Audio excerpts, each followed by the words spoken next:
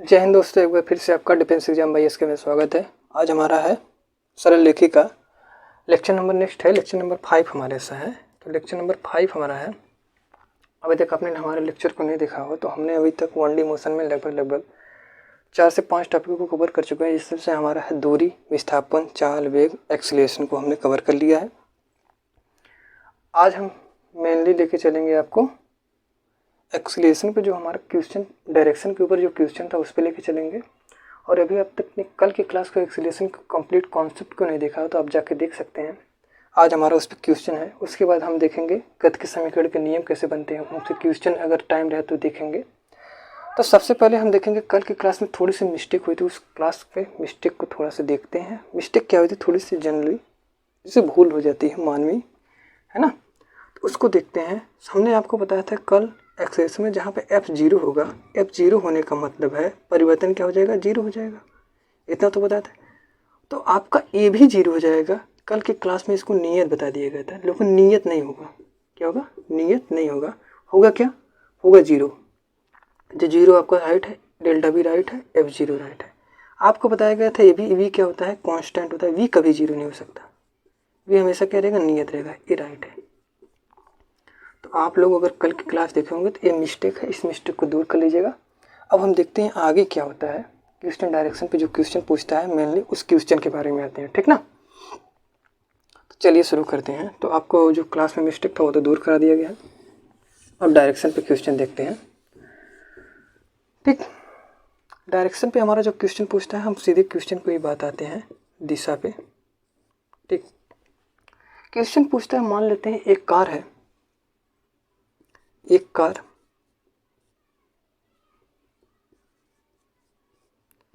एक car 36 kilometre प्रति घंटे से क्या कर रही है, 36 किलोमीटर प्रति घंटे से गति कर रही है। 36 किलोमीटर प्रति घंटे से गति कर रही है और मान लेते हैं उसकी दिशा क्या थी, उत्तर। 36 किलोमीटर प्रति घंटे से गति कर रही है उत्तर की दिशा में।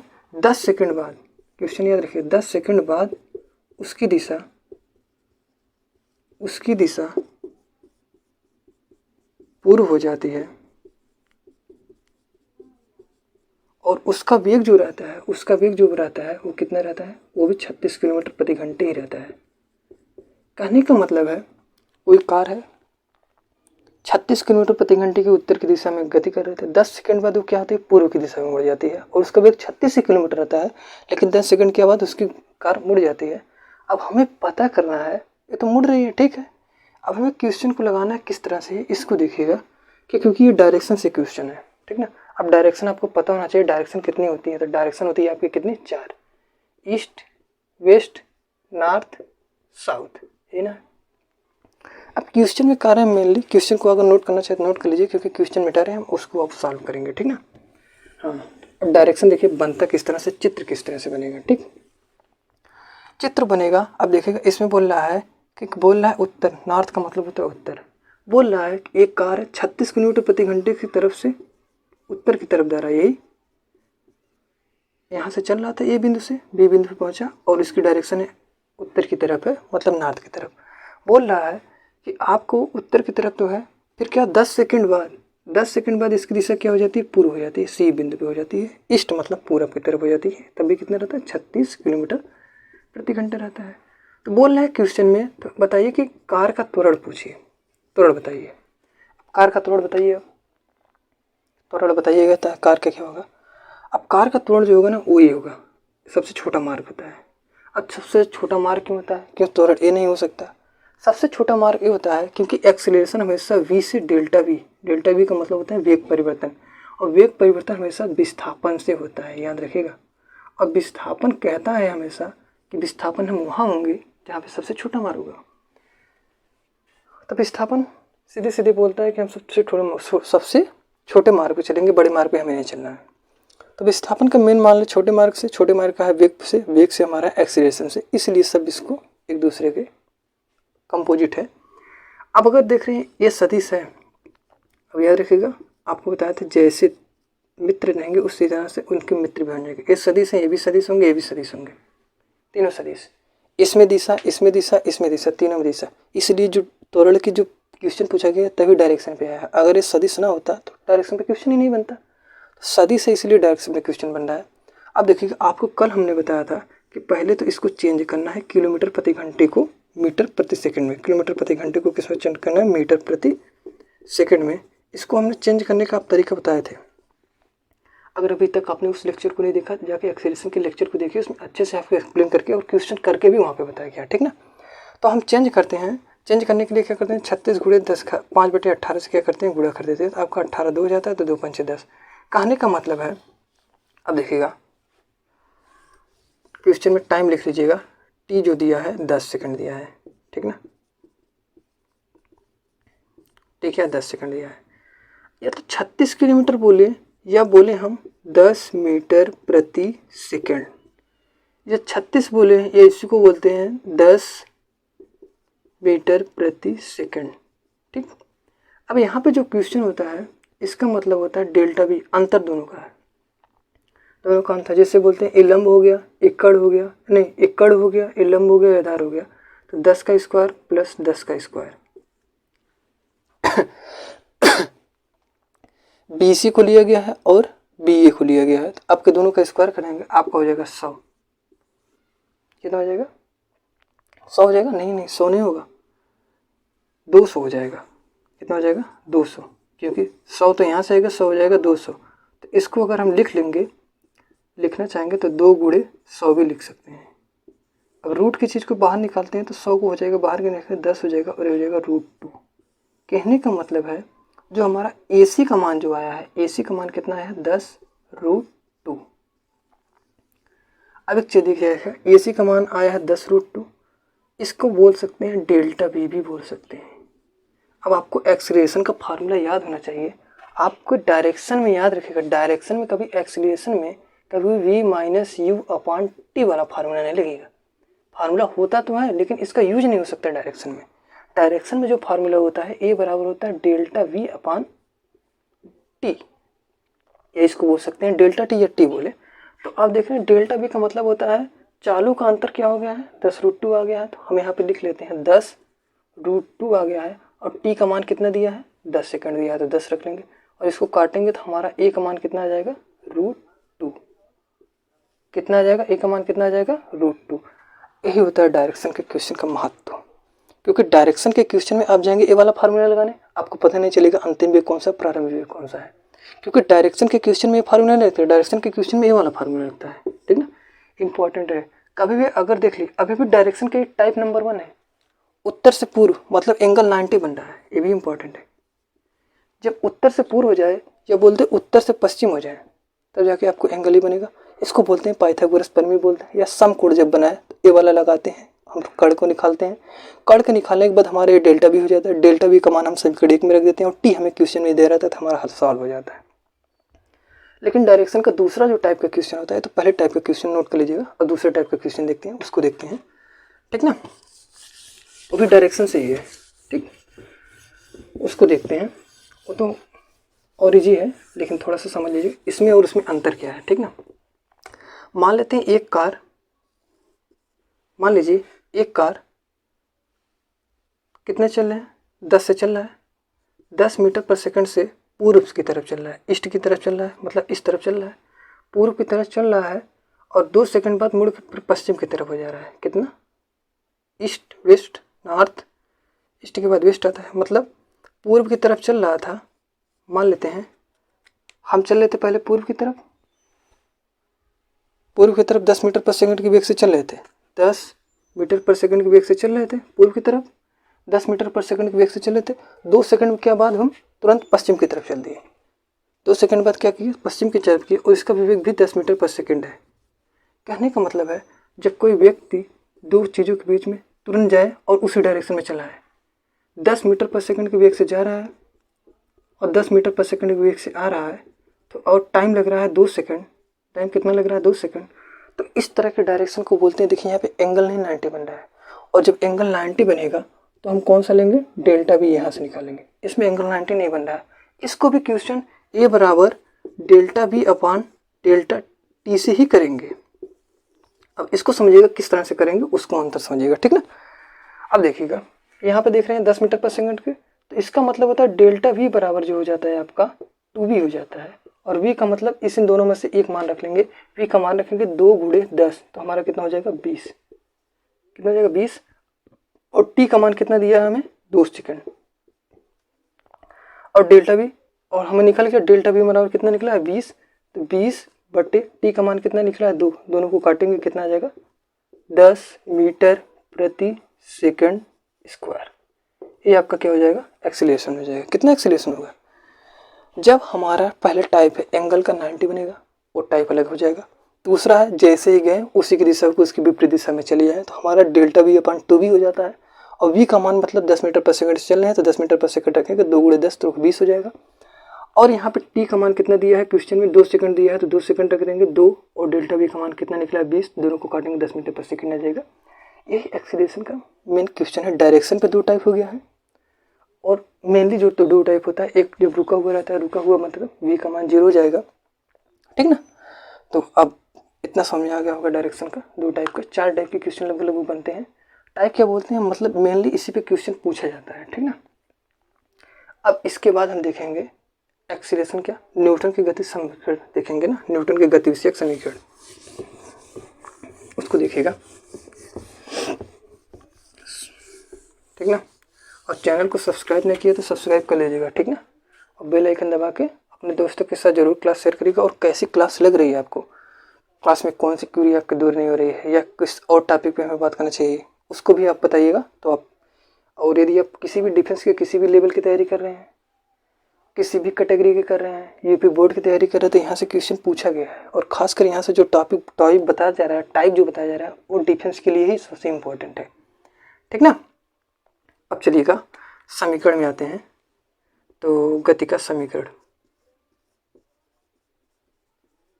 अभी तक जो बताया गया वो समझ में आ रहा है कि नहीं। एक्सीलरेशन पे जो क्वेश्चन हो गया, एक्सीलरेशन पे बस इतना ही क्वेश्चन हो सकता है, तो और पता ना। गति का समीकरण हो गया। अब गति के समीकरण में देखते हैं, आपको फार्मूला याद होगा। फार्मूला का मतलब आपको गति के या न्यूटन के जो समीकरण होते हैं, और न्यूटन के बाद फिजिक्स में बहुत बड़ी लेवल पे आएगी। न्यूटन में लगभग आधे से पार्ट में न्यूटन ही है, क्योंकि जैसे ही आप आएंगे बात करेंगे गति के बारे में, आप आएंगे गुरुत्वाकर्षण में आएंगे तभी न्यूटन की बात होगी, मोशन में आएंगे तब भी गति की बात होगी, फोर्स वाले चैप्टर में चलेंगे, बल वाले चलेंगे तब भी न्यूटन की बात होगी। मतलब न्यूटन ज़्यादातर पार्ट में न्यूटन है यहाँ पे। उसके बाद जैसे मॉडर्न फिजिक्स में आएंगे न्यूटन, तो वहाँ भी न्यूटन में भी मॉडर्न फिजिक्स में कड़ी का सिद्धांत दिए हैं, तो वहाँ पर भी आते हैं। तो इन सब के बारे में बात करेंगे। तो न्यूटन के बारे में कभी और एक्सप्लेन से बात किया जाएगा। आज उनके समीकरण के बारे में बात कर लेते हैं, ठीक ना। न्यूटन भी बोलते हैं कि हम पहले देखते हैं थोड़े से चलने के तरीके पे देखते हैं, उसके बाद हम फार्मूला निकालते हैं। एक होता है हमारा क्षैतिज, एक होता है ऊर्ध्वाधर। क्या होता है ऊर्ध्वाधर।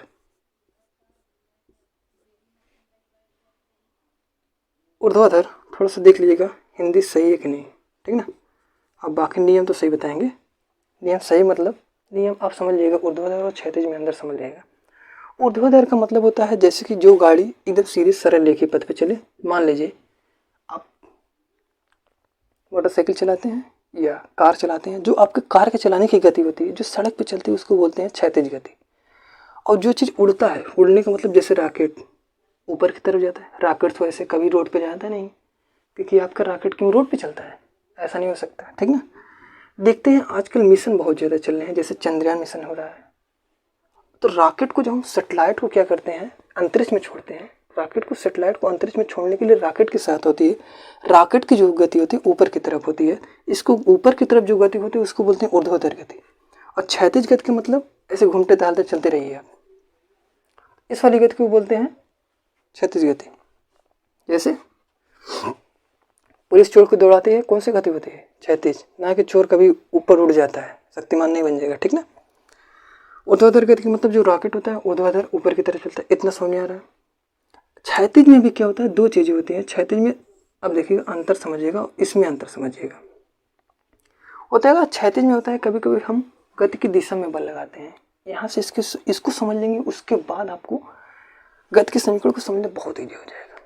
अब क्षैतिज में होता क्या है, इसको भी 2 गति होती है। जैसे हम दौड़ रहे हैं और हमारा मित्र आके आ रहा है, हम जिस दिशा में दौड़ रहे थे उसके ऐसे, जैसे हम ऐसे पूरब की तरफ दौड़ रहे हैं, वो भी पूरब की तरफ दौड़ते हुए हमें धक्का मार दिया, हम गिर जाते हैं।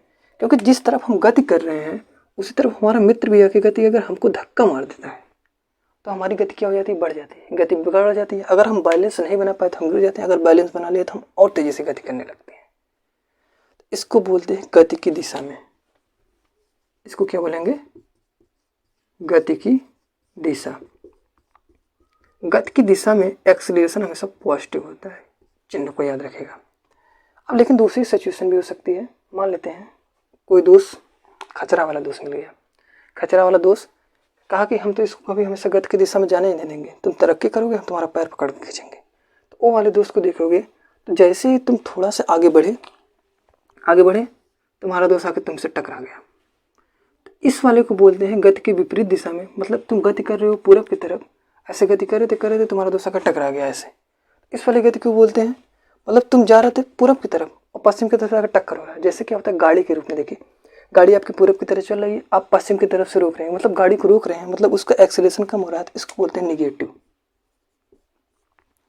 ठीक ना, कहने का मतलब जब गति की विपरीत दिशा में हुआ और उसी की दिशा में बल लगा दे रहे हैं, उसको बोल देंगे गति की दिशा में। अब आप चल रहे थे पूरब की तरफ और पश्चिम की तरफ से कोई आमने सामने वाला, तो इसको बोलेंगे विपरीत। इसके बीच जो एंगल बनता है, एंगल अगर कोण की बात आएगी तो 0, क्योंकि दोस्त भी इसी तरफ दौड़ रहा है और तुम भी इसी तरफ दौड़ रहे हो। लेकिन इनके बीच तुम दौड़ रहे थे इस तरफ, आपके दोस्त इस तरफ आ रहे थे, इनके बीच जो एंगल बनेगा इसको बोलते हैं 180। एंगल कभी पूछ लेगा तो इस तरह याद रखना, गति की दिशा में प्लस होता है, गति की विपरीत दिशा में माइनस होता है। अब देखिएगा यहाँ पे जब ऊर्ध्वाधर की बात आती है ना, तो आपको ए खत्म हो जाता है, ए बदल जाता है आपका जी में। क्या बदल जाता है, जी में। अब कहेंगे ए जी नहीं बदल गया है, ठीक ना, जी का मतलब ये मत समझिएगा वो जी बदल गए हैं, ठीक ना, तो कोई जी का मतलब कोई गलत सेंस में ना निकलेगा। तो ए बदल जाता है जी में, जी का मतलब होता है गुरुत्व के अधीन बल या गुरुत्व के विपरीत। जैसे आपको पता है पृथ्वी क्या करती है, प्रत्येक वस्तु को नीचे की ही तरफ खींचती है। क्या करती है, नीचे की तरफ खींचती है, और रॉकेट जाता है ऊपर की तरफ। जैसे हम मान लेते हैं पृथ्वी, हम रॉकेट ऐसे छोड़ रहे हैं, रॉकेट ऊपर जा रहा है, लेकिन क्या पृथ्वी इसको तो खींच रही है, क्योंकि जिसके अंदर मास होता है पृथ्वी अपनी तरफ खींचती है, और पृथ्वी अपनी तरफ खींच रही है, लेकिन हम इसको जबरदस्ती बोले जा उड़ जा, चंद्रयान पे जाना है, चंद्रमा पे जाकर लैंडिंग करना है, सॉफ्ट लैंडिंग करना है, ठीक ना। हाँ, तो एक आ रहा है कि लेकिन हमें पृथ्वी खींच रहा है, ये बोल रहा है कि नहीं पृथ्वी में खींच रहा है, लेकिन हम कह रहे हैं इतना बल तुम्हें लगा देंगे कि तुम उड़ जाओगे। तो इसको बोलते हैं पलायन वेग। और तो पलायन वेग जब आएगा आपका चैप्टर में बताएगा ग्रेविटी में, जब चैप्टर चलेगा 11.2 किलोमीटर प्रति सेकेंड। मतलब आप समझिएगा इसको, कोई चीज़ हो या आपके पिताजी क्यों ना हो, या आप किसी भी चीज़ को अगर 11 से ज़्यादा, मतलब 11 किलोमीटर से ज़्यादा और प्रति सेकंड, मतलब 1 सेकंड में इतना तेज थप्पड़ मारिए, या इतना तेज गाली दीजिए, या गाली ना दीजिएगा सॉरी, ठीक ना, इतना तेज मारिए कि वो क्या करे, हवा में उड़ जाए।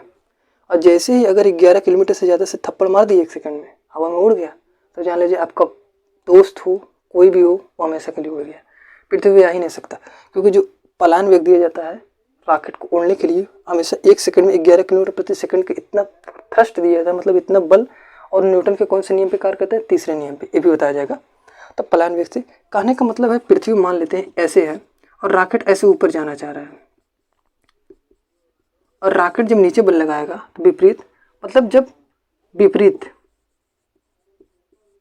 जी के विपरीत चले, जी नीचे लगता है और जी हमेशा नीचे लगता है, जी क्या है, हमेशा नीचे लगता है।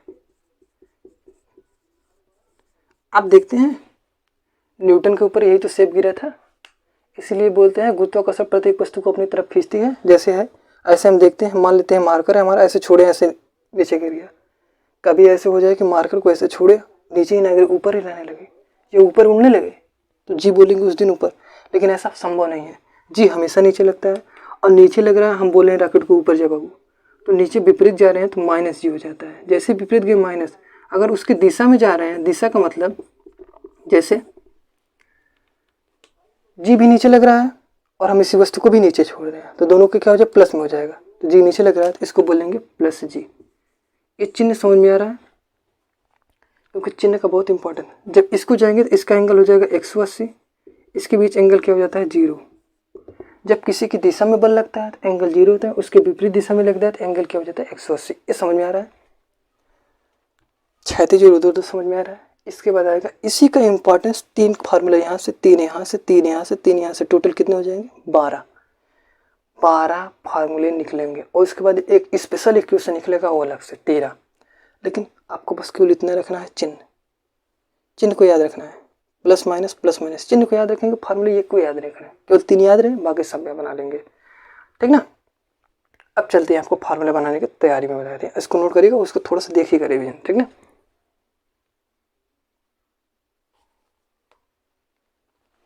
अब चलिएगा, हो गया है। अब गति के समीकरण में देखते हैं फार्मूले किससे बनते हैं। अब याद रखिए गति की दिशा में कब होगा, हम इतना बताते रहेंगे, प्लस का चिन्ह दिए गए हैं गति की दिशा में, ठीक ना। तो पहला फार्मूला लिखिए, तो पहले लिख रहे हैं गति की दिशा में। गति की दिशा में नाम लेते ही आपको याद होना चाहिए, गति की दिशा में एक्सीलरेशन क्या होगा, प्लस होगा। गति की दिशा में, गति की दिशा में जो पहला फार्मूला होता है v बराबर होता है u प्लस AT, प्लस में ले जा रहा है। दूसरा जो होता है s बराबर होता है ut plus half AT square. ये याद रखिएगा 80 है, प्लस प्लस नहीं लगा दीजिएगा, 80 है, ठीक ना। अब देखिएगा तीसरा जो होता है v स्क्वायर बराबर u स्क्वायर प्लस 2as, याद रखिए as है, ठीक ना। कहने का मतलब है यहाँ पे a क्या लिया गया है, प्लस में लिया गया, यहाँ पे भी प्लस लिया गया, यहाँ पे भी प्लस लिया गया, सब जगह a प्लस में मतलब गति की दिशा में हो रहा है। जिस तरफ आपका दोस्त है उसी तरफ आपको धक्का लगा रहा है, पूरब की तरफ आप भी दौड़ रहे हो, पूरब की तरफ से आपका दोस्त भी धक्का लगा रहा है, ठीक ना। तो ये तो हो गया गति की दिशा में। इसी पे 3 हो गया गति की विपरीत दिशा में, गति के विपरीत दिशा में। गति की विपरीत दिशा का मतलब है, अब देखिएगा गति की विपरीत दिशा में आपको यहाँ पे a क्या है, प्लस में लिए थे, और a यहाँ के क्या लेंगे, माइनस में ले लेंगे। बस सेम फार्मूला ये रहेगा, बस उल्टा कर दिया, b है तो b यहाँ भी रहेगा, b बराबर होता है u, अब यहाँ पे माइनस में है, माइनस प्लस क्या हो जाएगा, माइनस AT। s बराबर हो जाएगा ut minus half AT square हो जाएगा। इसी तरह v स्क्वायर बराबर हो जाएगा u स्क्वायर माइनस 2as। ये दोनों क्षैतिज के लिए, ये भी इंपॉर्टेंट रखिएगा, तीनों दोनों किसके लिए हैं, क्षैतिज के लिए। इसके नीचे जो लिखेंगे हम वो लिखेंगे ऊर्ध्वाधर के लिए, ये आपका हो गया क्षैतिज, ठीक ना। इसके जो नीचे लिखेंगे इसको लिखेंगे ऊर्ध्वाधर, ठीक। ऊर्ध्वाधर को एक इम्पॉर्टेंस में लिखिएगा। ऊर्ध्वाधर जो होता है ना, इसमें देख रहे हैं s, और s इसमें आया है, s यहाँ पे आया है। s का मतलब होता है, अब इसका नाम भी थोड़ा लिख लीजिएगा, ये सब है क्या क्या, ठीक ना, क्योंकि आपको कहेंगे कि नाम ही नहीं ले। जो v है, v का मतलब है, दिख रहा है कि नहीं, यहाँ पे देखिए दिख रहा होगा, ठीक ना। v का मतलब है अंतिम वेग, v का मतलब क्या है, अंतिम वेग। और u का मतलब क्या है, प्रारंभिक वेग। v का मतलब क्या है, प्रारंभिक वेग। t का मतलब क्या है, समय। और बचा क्या है, a का मतलब क्या है, त्वरण, त्वरण हो गया। और क्या बचा है, s का मतलब है दूरी। अब देखिएगा, जैसे जब किसी चीज़ को क्षैतिज में नापा जाता है, जैसे आपके घर के मकान नापा गया होगा या खेत खलियान नापे जाते हैं, तो उनकी दूरी को बोलते हैं हमेशा लंबाई में नापा जाता है, और लंबाई को हमेशा बोलते हैं s का मतलब है दूरी। दूरी को बोलते हैं हमारा खेत इतने लंबा दूर है, या हमारा सड़क इतने दूर है, या हमारा घर मार्केट से इतने दूरी पे है। लेकिन आपने कभी ये नहीं देखा होगा कि आप जैसे बिल्डिंग 4 फ्लोर पे खड़े हो तो आप बोलते हैं सड़क से इतनी दूरी पे खड़े हैं, आप वहाँ पे शब्द यूज करने लगते हैं, दूरी को रेट करने लगते हैं ऊंचाई से। कहने मतलब हम सड़क से 4 फ्लोर की ऊंचाई पे रहते हैं, ये बोलते हैं। फ्लोर का मतलब हो गया आप 1 तल्ले 2 तल्ले फ्लोर। तो यहाँ पे जो ऊर्ध्वाधर की बात हो जाएगी, s हमेशा कन्वर्ट होता जाता है h में, और a कन्वर्ट हो जाता है g में, ये याद रखिएगा। s h में हो जाता है, a किस में हो जाता है, g में हो जाता है। अब इसमें फार्मूला जो बनेगा, अब इसको गति की दिशा में यहाँ पे लिख रहे हैं, यहाँ पे भी गति की दिशा में लिख दे रहे हैं। अच्छा, गति की दिशा में, गति की दिशा में मतलब g क्या रहेगा, पॉजिटिव रहेगा दिशा में, g पॉजिटिव रहेगा कि निगेटिव रहेगा, पॉजिटिव रहेगा, g क्या रहेंगे, प्लस में रहेंगे। जैसे वस्तु गिर रही है और g भी नीचे लग रहा है, g हमेशा नीचे लगता है, तो हमेशा लगेगा इसी फार्मूले से लगेगा। v सब लगता है सेम रहते हैं, v बराबर u प्लस जी टी और एस को हो जाता है एच, एच बराबर होता है U T plus G T square और वी स्क्वायर बराबर हो जाता है यू स्क्वायर प्लस 2GH। इतना समझ में आ रहा है? ये आपका गति की दिशा में हो गया। क्षैतिज वाले में एस को एच में, ए को जी में बदलेंगे। इसके विपरीत वाले में आते हैं। विपरीत का मतलब हो जाता है, विपरीत का मतलब गति के विपरीत माइनस जी हो जाता है। माइनस जी होते ही आपको पता होना चाहिए सब जगह माइनस में हो जाएगा। वी बराबर हो जाएगा यू माइनस जी टी और एच बराबर हो जाएगा U T minus G T square और वी स्क्वायर बराबर हो जाएगा यू स्क्वायर माइनस 2GH। ठीक, ये सब इम्पॉर्टेंट है, याद होना चाहिए। ठीक ना, बस केवल इतना याद होना चाहिए एक कन्वर्ट किस तरह से हो रहा है, एस एच में हो रहा है, ए जी में हो रहा है और ये 3 फार्मूले नॉर्मली याद होने चाहिए। बस 3 याद होना चाहिए, 3 चौक 12 याद हो जाएगा आपका। और वो याद होना चाहिए कौन से टर्म में का क्या लिखा गया है। जैसे वी पूछ लिया क्या है, अंतिम वेग प्रारंभिक वेग है, तो आपको याद होना चाहिए प्रारंभिक वेग है, या वी अंतिम वेग है, यू क्या है प्रारंभिक वेग है, ये पता होना चाहिए। तो ये तो हो गया, आपको समझ में आ रहा है। आज के लेक्चर में हम क्या क्या पढ़े हैं, तो हम डायरेक्शन के, सबसे पहले तो हम डायरेक्शन पे क्वेश्चन दिए हैं, एक्सीलरेशन पे 2 टाइप देखे हैं। उसके बाद मेनली हम देखे हैं गति के समीकरण कैसे बनते हैं, कितने टाइप के होते हैं, इन सबको देखे हैं। अगले लेक्चर पे इसी डायरेक्शन, इसी गति के समीकरण के ऊपर क्वेश्चन पूछा जाएगा और क्वेश्चन बताया जाएगा कितने टाइप के क्वेश्चन होते हैं। वो आप यदि डिफेंस की तैयारी करते हैं तो यहाँ पे आपको मोस्ट इंपॉर्टेंट बनने लगता है पार्ट। इससे ज़्यादा अगर आप कहेंगे ड्राइव कराने के लिए, इसको हम लेक्चर लास्ट में जब खत्म हो जाएगा तो इन सबको क्वेश्चन को ड्राइव करके बता देंगे ये फार्मूले आए कहाँ से हैं। तो अभी अगर डिफेंस की तैयारी करते हैं तो डिफेंस में फार्मूले को ड्राइव करना कभी नहीं पूछा जाता, उस पर इस पे बेस्ड पे क्वेश्चन पूछा जाता है। और फार्मूले का मेन पर्पज है ड्राइव कैसे आने, किस तरह से इस फार्मूले पे क्वेश्चन लेंगे उसको आप बताइए। ठीक ना, तो किस तरह से क्वेश्चन लेंगे इसको बोलते हैं। और उधर क्षैतिज में आपको अंतर समझ में आ गया होगा। तो आज के लिए क्लास के लिए इतना रखते हैं। यदि अभी तक आपने अपने चैनल को सब्सक्राइब नहीं किया, सब्सक्राइब कर दीजिएगा, दोस्तों के साथ शेयर जरूर करिएगा। तो आज की क्लास के लिए इतना ही। जय हिंद।